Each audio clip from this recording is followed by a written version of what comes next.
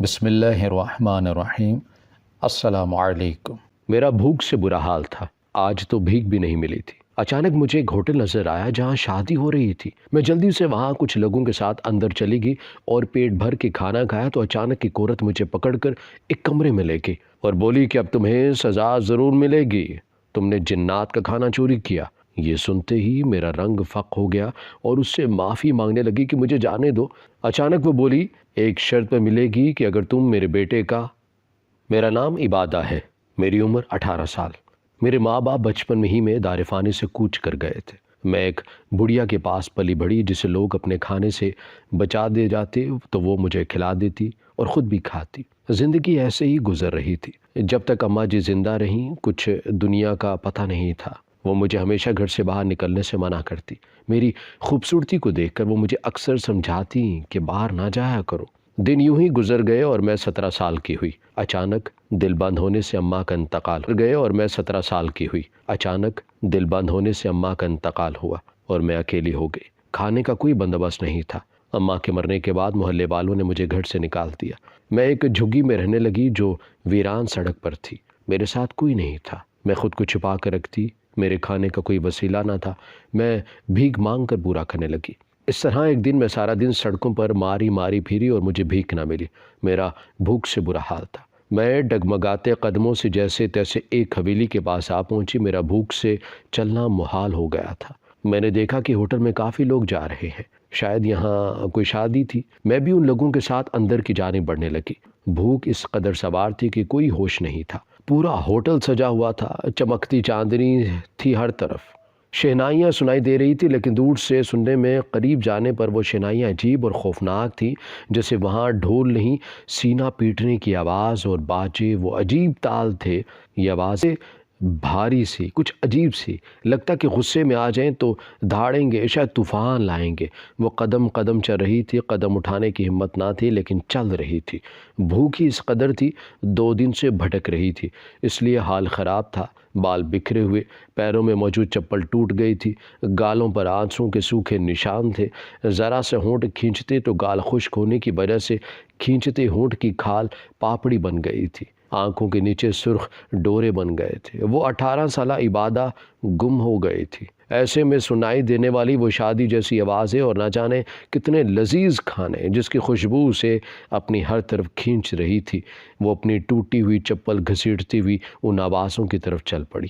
اونچی اونچی دیواریں قدیم اور خستہ حال وہ حویلی پوری شان و شوکت کے ساتھ کھڑی تھی، جس کا دروازہ موتیوں کے پھولوں سے سجا ہوا تھا۔ بہترین خوشبو آ رہی تھی پھولوں کی۔ اس نے وہاں کہیں ایسے خوشبودار پھول دیکھے جو اس نے پہلے کبھی نہیں دیکھے تھے۔ اس نے آس پاس دیکھا، وہاں موجود لوگ بھی ایسے تھے، عجیب قسم کے کالے لمبے چولے زیبتن کیے ہوئے تھے تو کسی نے ہاتھوں میں کڑے، لیکن یہاں سب کی آنکھیں سرخ تھیں۔ کھانے کی خوشبو مزید بڑھی تو میرا پیٹ بلبلا اٹھا۔ سوکھے ہونٹوں پر زبان پھیرتے سب کچھ نظر انداز کر کے میں اندر بڑھ کے دائیں طرف دیکھ رہی تھی کہ جیسے ہی چہرہ بائیں طرف کیا ہی تھا، کسی کا چہرہ میرے چہرے سے انگلش بھر کے فاصلے پر تھا، جس کے چہرے کے بائیں گال پر 2.5 انچ بڑا کٹ تھا۔ وہ چیختی پیچھے ہوئی، اس کا ننھا سا دل لرز اٹھا، سانسیں بری طرح پھول گئی تھیں۔ وہ کوئی عورت تھی۔ کیا ہے؟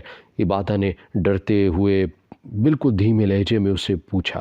یہاں صرف وہ آتے ہیں جنہیں راستہ دکھایا جاتا ہے، بھاگ جاؤ عبادہ، انہوں نے اسپاٹ انداز میں اسے حکیمہ کہا تھا۔ تو تمہیں میرا نام کیسے پتا؟ وہ چونکی، پھر کچھ سوچا۔ میرا نام عبادہ تو ہے ہی نہیں۔ اپنی معصوم سی سوچ کو عملی جامہ میں پہنانا تھا۔ وہ اس کی بات پر سیدھا کھڑی ہوئی، دکھنے میں وہ نارمل انسان لگ رہی تھی۔ وہ بنا کچھ کہے وہاں سے چلی گئی۔ سنیے، مجھے کھانا چاہیے، عبادہ نے اس کو پکارا، لیکن وہ رکی نہیں۔ عبادہ نے مایوسی سے انہیں دیکھا اور پھر ادھر ادھر دیکھتی احتیاط سے قدم اٹھاتے تبھی دائیں طرف کسی چیز کے گرنے کی آواز سنائی دی تو وہ عورت ہی تھی جو کہیں جا رہی تھی۔ میں اس سے چھپتی چھپاتی وہاں سے کھانے کی جانب بڑھی جہاں طرح طرح کے پکوان سجائے گئے تھے۔ میں نے بنا کسی بات سوچے کھانے کو دیکھے اپنے قدم آگے بڑھائے اور کھانا شروع کر دیا۔ میں نے جھجک کر وہاں دیکھا جہاں پھول دان گرا تھا اور چکنا چور ہوا تھا۔ ایسا لگا جیسے کسی نے آسمان سے پھینکا ہو، ورنہ ریزہ ریزہ ہونا، وہ بھی اس طرح 4 فٹ کی ٹیبل سے ناممکن تھا۔ اسے اب شدت سے احساس ہو رہا تھا کہ وہ کسی غلط جگہ آ گئی ہے۔ دماغ کہہ رہا تھا کہ کسی قرآنی آیات کا وظیفہ ہی کر لے، لیکن جیسے وہ سب بھول گئی تھی۔ زبان اس کی نظر اپنی بائیں طرف پڑی جہاں شاید باورچی خانہ تھا، کیونکہ وہاں دنیا جہاں کے کھانے تھے۔ بھوکی کو کیا چاہیے؟ کھانا۔ اس لیے وہ سب بھول گئی۔ ان عجیب سے لوگوں کو، ان عجیب سے پھولوں کی اور آس پاس آتی آوازوں کو یاد تو تھا، بس آنکھوں کے سامنے رکھا کھانا۔ ادھر ادھر دیکھا کہ کہیں کوئی دیکھ تو نہیں رہا۔ پھر اندر جا کر اس نے پلیٹ ڈھونڈی، لیکن وہاں سے پراتیں تھیں۔ اس نے ایک پرات اٹھائی اور اس میں طرح طرح کے کھانوں میں سے تھوڑا تھوڑا اپنی پرات میں بھر لیا، اور وہاں اس سلیب کے پیچھے بیٹھ کر مزے سے ان پکوانوں کا مزہ لینے لگی۔ مختلف پکوانوں سے وہ محظوظ ہو کر پیٹ بھر کر اس نے کھانا کھایا تھا، لیکن دل نہیں بھرا تھا۔ اور تبھی نظر سامنے رکھی ان گلاب جامنوں پر گئی تو اس نے کھانا کھا کر ان کا رخ کیا تھا۔ اس نے ایک اٹھا کر منہ میں ڈالا اور اس کی لذت کے آگے وہ دنیا جہاں کے پکوان بھول گئی تھی۔ اس قدر مٹھاس اور لذت تھی کہ کسی کو بھی اپنا ایڈکٹ بنا سکتے تھے۔ یہ گلاب جامن وہ دوسرا اٹھا کر منہ میں رکھی رہی تھی کہ نظر سامنے اٹھی تو وہی عورت شدید اشتعال سے اسے گھور رہی تھی۔ ایسا لگ رہا تھا کہ اس کی آنکھوں سے انگارے پھوٹ رہے ہوں۔ عورت کا قد اچھا خاصا لمبا تھا۔ وہ عورت آگے آئی اور اس کا ہاتھ تھاما اور منہ ہی منہ میں کچھ پڑھا۔ عبادہ جو اسے دیکھ رہی تھی، اچانک سے آنکھوں میں اندھیرا آیا، لیکن وہ یہ جانتی تھی کہ وہ ہوش میں ہے، اور اسے یاد تھا کہ اس نے اندھیرے سے پہلے اس نے ایک چیخ ماری تھی، کیونکہ جو اس نے کھایا تھا وہ حقیقت میں کوئلہ تھا۔ بچاؤ! اور بس وہ کہاں گئی اسے کچھ پتہ نہ چلا۔ لیکن اب جب دماغ جاگا اور جسم حرکت میں آیا تو خود کو انتہائی بدبودار جگہ پر پایا۔ اندھیرا ایسا تھا جیسے وہ زمین کے اندر تھی۔ دماغ میں درد کی ٹیسیں اٹھنا شروع ہوئی تھی۔ بدبو کی وجہ سے وہ کچھ دیر غائب دماغی سے ادھر ادھر دیکھتی رہی۔ وہ اٹھنا چاہتی تھی، لیکن ٹانگیں سن تھیں۔ وہ اپنی بے بسی پر زور سے روئی۔ پہلے ہی وہ دکھوں کی ماری، اور اب یہ سب۔ تبھی آواز آئی تھی جیسے دروازہ کھلا ہو، اور کچھ دیر میں وہاں وہ آگ کے شعلے بھڑک اٹھے تھے۔ عجیب انداز میں وہ ہوا میں اڑ رہے تھے، نہ نیچے آگ تھی اور نہ اوپر یہ شعلے۔ اس کا دماغ ماننے سے انکاری تھا۔ وہ گنگ نظروں سے یہ منظر دیکھ رہی تھی۔ تبھی اس دن والی عورت چلتی ہوئی آئی تھی سامنے سے، لیکن اکیلی نہیں تھی۔ اس کے پیچھے دیو جیسے شکلوں والے دو آدمی چلتے بھی آ رہے تھے، جن کا قد تقریباً 7.5 فیٹ ہوگا۔ عبادہ ڈر کر پیچھے کھسکی، تبھی ہاتھ پیچھے پڑے، اس ڈھانچے پر پڑا تھا۔ اسے لگا وہ کوئی ڈنڈا ہے۔ اس نے اٹھا کر ہاتھ میں لیا کہ اگر اس عورت نے کچھ کیا تو اسے مارے گے، لیکن ہاتھ میں موجود اپنے جیسے کالے چولے دیکھ کر اس کے ہاتھ کانپ گئے، ہونٹ لرز گئے۔ خوف اور دہشت ایسی تھی کہ کانٹوں تو لہو نہیں۔ سامنے کھڑی عورت کے چہرے پر عجیب سی مسکراہٹ آ گئی تھی۔ اس کی آنکھیں کالی تھی، بالکل کالی۔ اس نے ہاتھ سے اپنے پیچھے کھڑے ان دونوں کو باہر کا اشارہ کیا۔ ان کے نکلتے ہی اس عورت نے آنکھیں بند کر دی، اور بس اسی وقت وہاں سے روشنی پک نہیں، ہزاروں ڈھانچے پڑے تھے اور انسان بھی اس کی آنکھوں سے آنسو جاری تھے۔ میں نے کیا بگاڑا ہے تمہارا؟ مجھے جانے دو۔ وہ روتی اس کے آگے ہاتھ جوڑ کے۔ پیروں میں اٹھنے کی ہمت نہ تھی۔ ایسا لگ رہا تھا کہ پیر ہے ہی نہیں، وہ پیرالائزڈ ہو گئی ہو۔ یہاں سے جانا مشکل ہی نہیں، ناممکن ہے عبادہ سلیم۔ اس عورت کی آواز سرد تھی۔ عبادہ کی آنکھیں اس کی آنکھوں سے ٹکرائیں، کالی آنکھیں، بالکل کالی آنکھیں جن میں کوئی سفیدی نہیں تھی۔ اس نے شدت سے چاہا کہ کوئی تو پاک کلام اس کی زبان کو چھوئے۔ نہیں عبادہ، جانتی ہو کہاں آ گئی ہو؟ یہ جن پرستوں کا اڈا ہے، اور تم نے غلطی نہیں، گناہ کیا ہے، جنوں کا کھانا کھانے کا گناہ، اور ہمارے یہاں معافی نہیں ہوتی۔ وہ عورت بنا کسی تاثر کے کہہ رہی تھی۔ میں نے کہا تھا مجھے بھوک لگی ہے، تم منع بھی کر سکتی تھی، تم بتا بھی سکتی تھی میں کہاں ہوں، لیکن تم چلی گئی۔ وہ ہمت کرتی چیخ کر بولی۔ موقع کوئی نہیں گواہ تھا عبادہ سلیم، میں طاق میں تھی کہ کب تم ڈرو بولی۔ موقع کوئی نہیں گواہ تھا عبادہ سلیم، میں طاق میں تھی کہ کب تم ڈرو اور یہاں سے بھاگو، لیکن تم نے ہمارے کھانے پر ہاتھ ڈالا۔ سزا جانتی ہو اس کی؟ آخری بات پر وہ دھاڑ گئی تھی۔ میں بھوکی تھی اس لیے کھا لیا، مجھے معاف کر دو، میں کسی کو کچھ نہیں بتاؤں گی، کبھی واپس نہیں آؤں گی۔ وہ منتوں پر اتر آئی تھی۔ اس کے سامنے کھڑی جو پہلے اندھیرے میں تھی اب سامنے آئی تو عبادہ کی چیخیں نکل گئیں۔ لٹکی ہوئی کھال، سفید کپڑے، سفید بال، ہاتھ پیروں تک تھے، پیر غائب تھے۔ وہ اس قدر ڈراؤنی تھی کہ عبادہ کا دماغ سائیں سائیں کر رہا تھا۔ اس کا بس نہیں چاہ رہا تھا کہ کسی طرح وہ یہاں سے بھاگ جائے۔ وہ کیا کچھ دیکھ چکی تھی۔ معافی نہیں، سزا۔ اور جیسا کہ یہاں کا رواج ہے کہ غلطی یا گناہ کرنے والے کو قید کر لو، لیکن میں تمہارا نکاح کرواؤں گی اپنے بیٹے سے، تم کو پلٹنا بھول جاؤ گی۔ عبادہ سلیم، وہ غرا کر کہہ رہی تھی۔ عبادہ کو سمجھ نہیں آ رہا تھا کہ کیا کرے، کہاں جائے۔ اس عورت نے ایک دفعہ پھر زیر لب کچھ پڑھا اور جو پاؤں اس کے پہلے سن تھے اب انہیں پر کھڑی تھی۔ اس نے اس عورت کے آگے سر جھکا لیا تھا جیسے غلام جھکاتا ہے۔ بڑی سرکار، کنیز حاضر ہے۔ بڑی سرکار، وہ عورت تھی یہاں کی اس حویلی میں رہنے والی جناتوں کی، اور اس کا بیٹا سردار تھا۔ باپ موجود نہیں تھا، وہ مر چکا تھا۔ آؤ میرے پیچھے، وہ حکم دیتی آگے چلنے لگی تھی، جبکہ عبادہ ان کے پیچھے پیچھے۔ وہ سچ میں زمین کے اندر تھی، اس تہہ خانے میں۔ اب وہ اس حویلی میں ان کے پیچھے چل رہی تھی۔ سب بڑی سرکار کہہ کر سلام کر رہے تھے، وہ ان کے پیچھے چل رہی تھی۔ تبھی وہ ایک کمرے کے سامنے رکی تھی، وہاں تیاریاں مکمل تھی۔ یہ شادی تو اس کے بیٹے کی ہی تھی، لیکن اب لڑکی کوئی اور تھی، اور سامنے ان کا بیٹا تمام شان و شوکت کے ساتھ براجمان تھا، سردار تھا، یہاں کہ اس کا ایک اشارہ کافی ہوتا تھا۔ اس کی آنکھیں آگ تھی، آگ۔ عبادہ کو خاموشی سے اس کے تخت پر بٹھا دیا گیا، اور تو تھی کنیز، آنکھیں جھپکتے بغیر بیٹھ چکی تھی، اور تھوڑی ہی دیر میں نکاح ہو چکا تھا، یعنی عبادہ ایک جن کی بیوی بن چکی تھی، اور تھوڑی ہی دیر میں نکاح ہو چکا تھا، یعنی عبادہ ایک جن کی بیوی بن چکی تھی۔ اسے اس سردار کی آرام گاہ میں پہنچا دیا گیا تھا، لیکن اب وہ بے ہوش تھی، کیونکہ اب اسے ہوش میں آنا تھا۔ وہ کالے رنگ کے لباس میں تھی، سر پر دوپٹہ تھا، اور گلے میں پڑا وہ عجیب سا پتھر والا ہار، جو اس بات کا ثبوت تھا کہ وہ اب جنوں کی ہو چکی ہے۔ عبادہ نے دکھتے سر کو پکڑا اور آنکھیں کھولی تو وہ کسی اندھیری جگہ پر تھی، لیکن وہ جس پر لیٹی تھی وہ نرم تھا۔ اس کی نرماہٹ بہت عجیب تھی، لیکن اسے سکون دے رہی تھی۔ اسے مزہ آ رہا تھا۔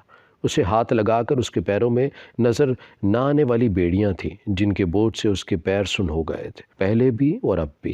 عبادہ نے کمرے میں ارد گرد نظریں دوڑائیں تو سامنے ایک ہی نوجوان کو کھڑے پایا۔ وہ نوجوان میرے پاس بیٹھا اور کچھ پڑھنے لگا۔ میرا پور پور اس کی دہشت سے کانپ رہا تھا، پر جب اس نے بولنا شروع کیا تو میری حیرت کی انتہا نہ رہی۔ وہ تو بہت میٹھے لہجے کا مالک تھا، اس کی باتوں میں ایک جادو تھا۔ میں جیسے قید ہو رہی، اور پھر ایک روشنی پھوٹنے لگی۔ وہ کہنے لگا کہ میرے ساتھ دہراؤ۔ ایک طلسمی طاقت کے زیر اثر میں نے وہی کیا جو اس نے کرنے کو کہا۔ اس نے مجھے بتایا کہ اب مجھے ان کے خاندان کا وارث دینا ہوگا، اور تبھی میں یہاں سے آزاد ہو سکتی ہوں۔ یہ سنتے ہی میرے پیروں تلے سے زمین نکل گئی۔ میں بھلا کیسے کسی جنزادے کے ساتھ رشتہ کیسے بنا سکتی تھی؟ میں رونے لگی، مگر میرے پاس کوئی اور راستہ بھی تو نہیں تھا۔ میں اپنا نصیب سمجھ کر اسے قبول کر چکی تھی۔ ہمارا رشتہ قائم ہوا اور میں حاملہ ہو گئی۔ کچھ ہی دن گزر گئے تھے، مجھے اپنے شوہر کی حرکات عجیب لگنے لگیں۔ اس کا انداز مجھے خوف زدہ کرنے لگا۔ وہ روز رات کے وقت اٹھتا اور میری مسحری کے گرد چکر کاٹتا۔ مجھے حیران ہوئی کہ آخر وہ ایسا کیوں کرتا ہے۔ ایک رات سیاہی پر پھیلانے منتظر تھی جب میرا شوہر اٹھا اور کمرے سے کہیں جانے لگا۔ مجھے کسی انہونی کا احساس ہوا۔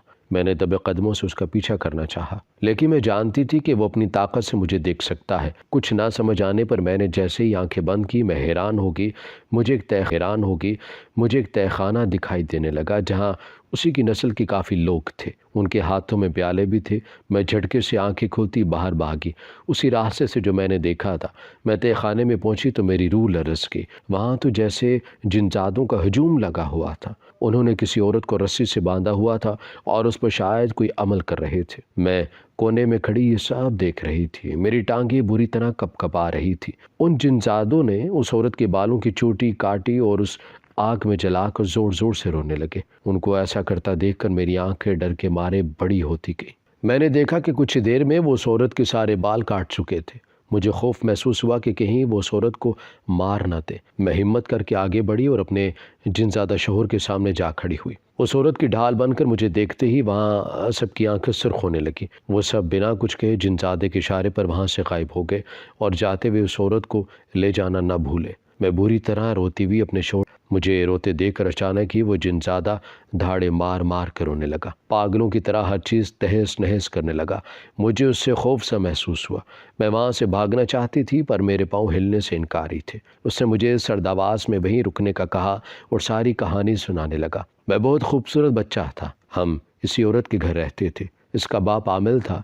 اس نے اسے ہمارے بارے میں بتایا۔ اس نے ہمارے پورے گھر کو اجاڑ دیا جہاں ہم رہتے تھے۔ وہاں اپنے ساتھ اپنے باپ عامل کو لے آئی اور مجھے قید کر لیا۔ مجھے قید کرنے کے بعد وہ دن رات میری ماں کو پریشان کرتی اور اپنی دولت کی ہوس پورا کرواتی۔ اور وہ اس کا باپ امیر لوگوں کو ہماری مدد سے خوب لوٹتے۔ کافی عرصے سے یہ کھیل چلتا رہا، میں دن رات تڑپتا رہا آزادی کے لیے، پر کچھ نہیں ہوا۔ وہ ظالم عورت مجھے اپنے باپ سے خوب تکلیف دلواتی۔ اس طرح ہم بسر کرنے لگے۔ ایک دن جب اس کے باپ کا انتقال ہوا تو وہ کمزور پڑ گئی۔ تب سے میری اماں نے ہر کوشش کی اور اسے اپنے قید میں لے لیا۔ ہمارے سردار نے بتایا کہ اگر مجھے آزاد کرانا ہے تو اسی عورت کی چوٹی کے بال کاٹ کر جلانے ہوں گے، اور میری شادی اس عورت سے کرنی ہوگی جس کی پہلی نظر میری اماں پر پڑے گی، کیونکہ ہم جن ذاتوں کو کوئی نہیں دیکھ سکتا تھا، تم نے میری اماں کو دیکھا تھا اور اسی لیے یہ سب ہوا۔ یہ بتاتے ہوئے وہ مجھے رونے لگا۔ صحیح بات ہے، احساس ہونا ضروری ہے۔ جن زیادہ بے قصور تھا، اس نے جو سزا کاٹی وہ ایک انسان سے ملی، جبکہ اللہ تعالیٰ نے انسان کو اشرف المخلوقات بنایا ہے۔ پر جب انسان بے حس ہو جائے تو اسے اچھائی اور برائی میں فرق محسوس نہیں ہوتا۔ میری ایک غلطی، میرا جنوں کا کھانا کھانا، میری زندگی برباد کر گیا تھا۔ اسی لیے کہا جاتا ہے کہ جہاں جاؤ سنبھل کر رہو۔ اگر سنسان جگہ ہے تو خود پر آیتوں کا حصار کر لو۔ آج کل ویسے ہی ہم انسان گناہوں میں مکمل طور پر ڈوبے ہوئے ہیں، نہ ہمیں صحیح کی تمیز اور نہ ہی غلط کی سمجھ۔ ہم راہ چلتے لوگوں کو کچھ نہ کچھ ایسا کہہ جاتے ہیں اور نہیں معلوم ہوتا کہ وہ انسان ہے یا نہیں ہے۔ اگر وہ انسان یا کوئی اور مخلوق ہے تو بچ جاؤ گے، لیکن اگر جو غلط ہوا تو آروپ لگانے کے گناہ میں آخرت میں بھی گناہ ملے گے، اور اگر وہ انسان نہ ہوا تو وہ آپ کو چھوڑے گا نہیں۔ ایسا ہی کچھ عبادہ جھیل رہی تھی۔ وہ انسان نہ ہوا تو وہ آپ کو چھوڑے گا نہیں۔ ایسا ہی کچھ۔ ہماری ویڈیو اگر آپ کو پسند آئی ہے تو ضرور لائک کیجیے، اپنی رائے دینا چاہیں تو کمنٹس کیجیے، اچھی لگے تو شیئر کیجیے۔ اس کے ساتھ ساتھ اگر آپ نے ہمارا چینل سبسکرائب نہیں کیا تو ضرور کیجیے، اور بیل آئیکن پر لازمی کلک کیجیے تاکہ ہماری ہر آنے والی ویڈیو آپ تک بر وقت پہنچ سکے۔